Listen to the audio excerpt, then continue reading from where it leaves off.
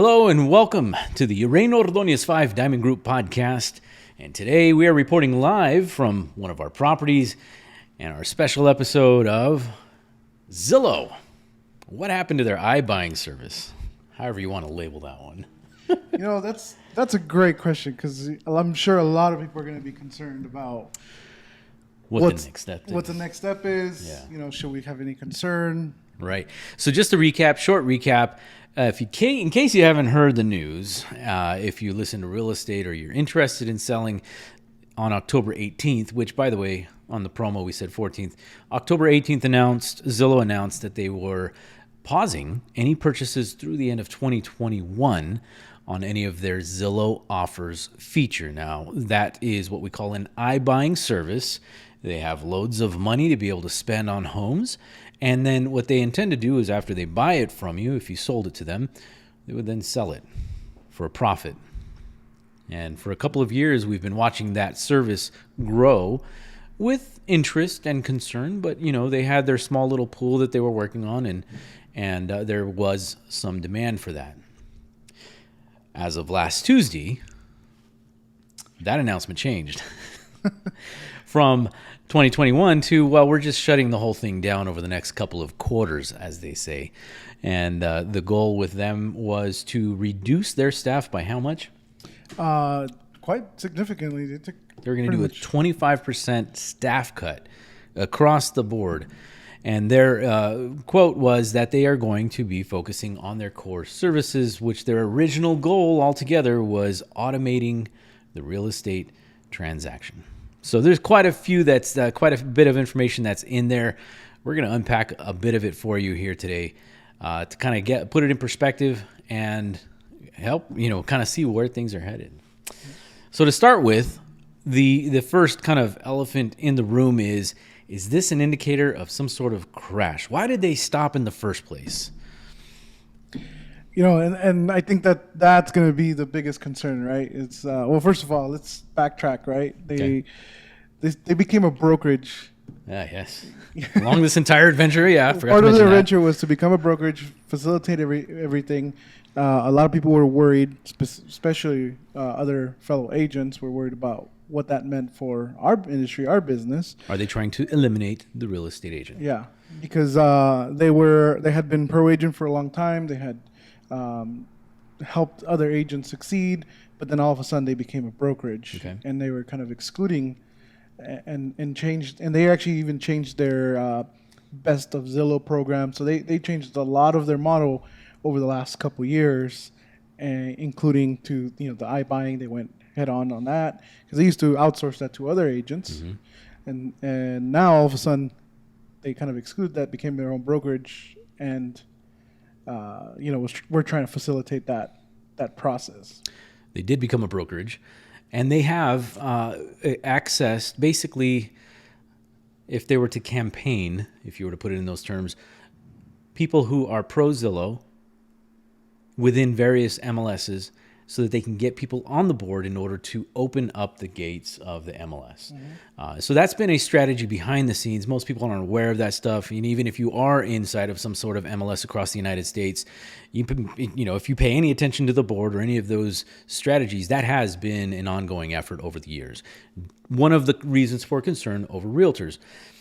And we've known that the role of a realtor is changing, where it's, people think that we are gatekeepers of information. And really, if anything, what this entire shift in the industry is doing for realtors is it's showing who can provide the best value for a client, as well as, being able to prove the impact that it gives people when they purchase. So, that said, that's happening behind the scenes. But they went and expanded this iBuying service, and after the course of 3 years, just a little over 3 years, they're pulling the plug on it. Now, of course, there's a lot of factors in there, right? Is this a sign of things to come? Is there some sort of crash that's going to happen? First, let's start with the factors as to why they stopped in the first place. 2021. Well, let's start with 2020 for that matter. We had what? Pandemic. And then we had basically the economy stopped. We were expecting that to happen. It reset. And what happened 3 weeks later? extraordinary amount of buyers decided to buy because now everybody's realizing, wait, the world's changed, right? So, that created this inventory shortage that we experienced in 2021. Zillow works off of algorithms and websites. And while they do have feet on the street, they don't necessarily are using the top talent in order to get a lot of that information. And you made a good point there with the algorithm, and that it really has a huge factor because they built and created this algorithm to try to avoid exactly what just happened, which was human error, to be able to eliminate human error. Yeah, eliminate human error, and to automate it because their goal was they had a pretty steep goal of buying a lot of properties, which they did. And now, like you mentioned, the pandemic was one thing, the lack of inventory, the appreciation that happened between 2020 and now is something that, we've never seen. Unprecedented. Which affects their algorithm. True. Because there's usually a kind of a range of appreciation that we see year over year. Correct. But then 2020 just kind of threw a wrench in the whole thing. And I don't know if their algorithm engineers didn't think about this. Nobody in their board thought about this, but they probably should have said, hey, this year is like no other year. Let's make sure our algorithm is still accurate. Logic, when you're working within a partnership of humans. But yes, you are absolutely correct. For those who don't know, I spent 8 years being a liaison between end users of website services and developers, meaning we had to basically translate what us normal people would use on a website and kind of create that logic for engineers, because engineers have a different mindset. They create something, they kind of do this thing. And I think we see that impact today with this particular issue. I think that's one of the core reasons behind it, is that they did create that algorithm with certain expectations. They put a lot of trust in it. And with the way things have been happening over 2021, here in Las Vegas, we are expecting 20% appreciation year over. That's amazing. Typically, it's about 3 to 5% on an average year. If you were to go the entire 90 plus years of real estate history, it averages out to between 3 to 5%. So getting 20% is extraordinary. And, that's a whole different subject as to why and how, but they didn't calculate for that, for one. For two, they were trying to outbid buyers, other iBuying services, right? And so that, when you couple that over what shortage of inventory we had, they were just focused on numbers for a period of time. So what does that do? It creates a glut of inventory for them. Yeah, too much of it, apparently. But we're talking about their algorithm. This was the same algorithm that we know as the Zestimate, right? That years ago, they even had a disclosure saying how off they were. Yeah, 5%, give or take. Yeah, give or take, right? And so the I don't want to say the funny part, but the interesting part, the ironic part, right, is now you go and see the properties that they own, and you see this estimate history on it. Oh, Lord. And it's literally adjusting based on what they're adjusting. And so now they have, you have an example, right? There's a property here in Vegas that's, a couple of them. One specific, right? They paid more than they actually relisted it for. Yes. So the owners of this property listed it last year, and they put it on for $399, and then they went up to $420, and they had not received any offers for a couple of months. They send it over to Zillow. Zillow ends up buying it for $449, and it has been consistently declining in their purchase price, or in their sale price for that matter. They are now, when I saw it, it was at $409, and as of this past week, it's now under $395. Right. And so when you have that times 9,800 homes across the country, that's a pretty serious debt that they're going to probably hit. And we've been seeing this happen consistently over the last couple of years, because in the previous neighborhood we were in, we saw an Open Door property, saw another Zillow property where they paid market value for it, and they were able to make a few dollars. We're trying to figure out, how are they actually making a profit, because they aren't doing it in the traditional method. They are making it on fees. But in this case, if you're losing 50 grand on a property, or even 20 grand for that matter, there's not enough fees that you've charged to make that up. That business is a wash. Yeah. So if they've got 9,000 homes and you have a serious deficit that you're selling these homes in, and you're barely breaking even on this, it makes sense as to why Zillow's deciding to pull the plug on it, because there's something there that they're not doing. And what is that? Well, from our perspective, I think the value that this brings to us as realtors is being able to recognize market trends and activities that's happening on the street. And it happens in a localized area, so localized. It's hard to just say Vegas has XYZ, because you can break Vegas up into multiple areas. You know, the ratios are different in Summerlin and Henderson than they are in North Las Vegas or downtown. In fact, you know, watching what happened over the recession to, you know, following the 10 years, you can see a wave of activity happen from those concentrated areas out. And that's kind of a thing to happen, but within each of those, you have uniquenesses. And that takes us to the next one, the conspiracy behind Zillows, right? So is everything that they did this year, there was what? Well, let's start with the story, the TikTok story, right? Yeah. So TikTok, there was a agent actually here from Vegas, posted it, and he was just, you know, creating an assumption or a story, and that if an iBuyer would buy properties and then buy a bunch of properties and then buy one at an increased, you know, overpriced offer, and then that would affect the comps in the other neighborhood. And so I've answered this saying that, you know, they would have to buy properties in the same area, same size, square footage, in multiple price ranges in order to be able to do that. And yes, they bought, 7,500 homes total right now that they have in their pipeline that they need to get rid of. 98 now, but yeah. Right. So my thing is, right, so you don't have enough properties to be able to mess with the market, and clear indication that they're pricing a lot of them down, you know, that obviously is not true. Right. So the conspiracy theory is that they were purchasing within a certain range in order to drive the prices up so that they can make a profit. The answer to that question straight up is no. Yeah. It's not technically possible to really do that. Otherwise, you would see clusters of Zillow homes within different areas in order for that to be a true statement. The fact is they bought homes that were from buyers and sellers who were in various parts of town who had a convenience to go with. So they were using the traditional buy method in order to get their homes, and they currently have their over 9,000 properties on their portfolio in various parts of areas. There's just no proof to that option in order for that formula to happen. And so, you know, the reason why they have decided to do that is business. They did claim in their first announcement that inflation as well as staff costs were the reasons behind their decision. Yep. So that takes us to the third item of the list, which is the economy. We're currently dealing with hyperinflation as well as, supply chain issues, right? So what does that mean to Zillow as well as us? Well, what we saw at the beginning of the year was wood.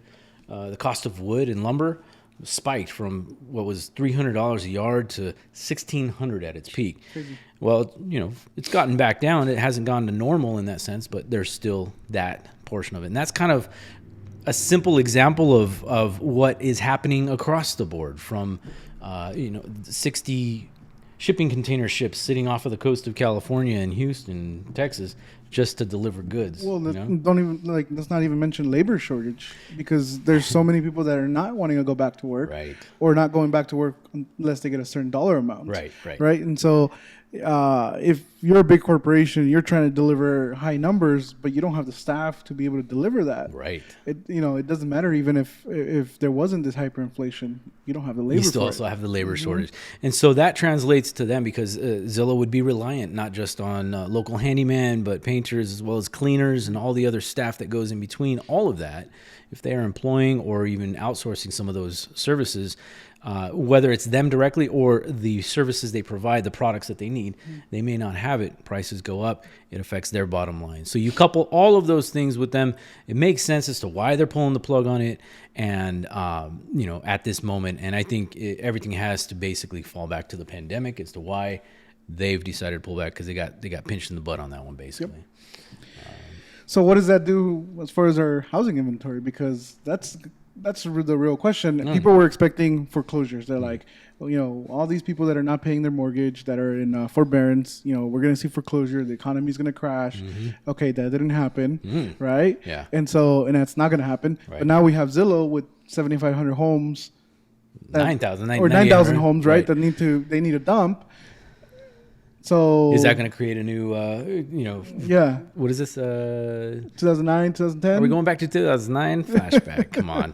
So let's put it in perspective, folks. 9,800 homes would basically calculate into a couple of days worth of inventory for us right now. Whatever they've got, even if it was triple that amount, that translates into more inventory for us. A healthy market should have between 4 to 6 months of inventory, ideally closer to 6 months. That creates a proper balance of buyers and sellers. Where have we been at for all of 2021? A month nationwide. Here in Vegas, we got down to a half a month of inventory. So whatever they've got to get rid of, it's certainly going to sell for top dollar. It will be a loss to them, but it's not going to impact anything for us in order to create a glut of inventory that we can't sell. So what's a normal some inventory supply? About 4 to 6 months. Okay, so I have the latest stats here from LVR. For October? For the month of October. So the median price point sold was $410,000. And we still only have 1.1 months of inventory. So we've stayed at 1.1 months for 3 months now? 2 months? It's been about almost 2 months. Just about 3 months. Right. Yeah. So even if those 7,500 homes were just here in Vegas, it would be great. It would be great. It would just help out. Get us back to 3 months or something like that. But the truth is, they're spread out through the entire nation, and so when we look at it as a nation whole, that's really not going to really impact it in a negative way. It's actually going to impact it in a positive way because we're going to have more homes. Yeah. These homes, as we mentioned, there's a handful of them that they've overpaid and they understand, and they're going to take a loss on them. And so these are the homes that you might be able to pick up at a less than listed price, more on the market value. Yeah. And so those are kind of the homes that you want to take a look. We actually have got our hands on our list of Zillow-owned properties. So if you've been shopping, right? 200 change. Yeah. So if you've been shopping and haven't had the best of luck, so take a look at them. Yeah, definitely. Give us a if call. You want to copy that list, click on the link below or reach out to us. We'd love to be able to share that with you. Yeah. Yeah. And so the answer to the question is, does this create another foreclosure issue? Absolutely not. Not 100%. To put it in more perspective, in 2007, 8, and 9, when we were at the depths of the recession, there were over a year's worth of inventory here in Vegas. Average was about 9 to 10 months of inventory nationwide. And that's because nobody could afford or buy a home at that time. So to really kind of understand what that means, you're talking thousands and thousands and thousands of homes, and it's just not possible with what they've got. Even if Open Door and every single other iBuyer service decided to dump their inventory today, it would do nothing but help us right now because there's such strong buyer demand in the marketplace. And here's the other thing on that, right? If we were to get back to 2009, 2010, and houses, we're at $80,000, $90,000. A lot of people are like, yeah, that's what we want. That's what we want to buy a house for less than $100,000. The truth of the matter is, you probably wouldn't have a job to be able to afford even $90,000, and that's the reality of it, because we saw that in 2009, 2010. A lot of people lost their jobs. That's part of the reason why they lost their homes. Yeah, there's other factors that play into it. So for those of you wanting that, that just really is more negative for the economy and for everybody than really helps out. Right. It helps out the people that have lots of liquid cash stacked up, ready to go. And what happened in 2007, from 2006 to 2009, is that the value of homes was dropped to ridiculous levels. So people's wealth that they were sitting on those homes depreciated, and they lost their job. You have those two factors. That's what created the foreclosure prices, because then everybody then flooded the market with their house to try and sell and not lose so much. We kind of have the opposite situation here. We have lots of properties that have plenty of equity in them, and those buyers have their jobs. They can relocate anywhere, so they have cash on hand as well as their income to be able to make those things happen. And so those are the reasons why we won't see that as a result of this right now. And not saying that there isn't any foreclosures. We're always going to see foreclosures. Just bad handling of finances and not knowing your options. All those take some factor into why people go into foreclosure. But those foreclosures, most of those foreclosures aren't going to go at a discount. They're going to go at market value. Right. And so that's something else to keep in mind, because I get calls sometimes and they're like, hey, we want a list of foreclosures, but they want them at a discount price. And the reality is there isn't. Yeah. Completely opposite market from that. Because even those foreclosures, there's a lot of competition creating the prices to maintain or stay strong. Yeah. So that's kind of the nuts and bolts of what's happening with Zillow in our marketplace. You got kind of a package deal on this one. We covered the economy. We covered different history on things.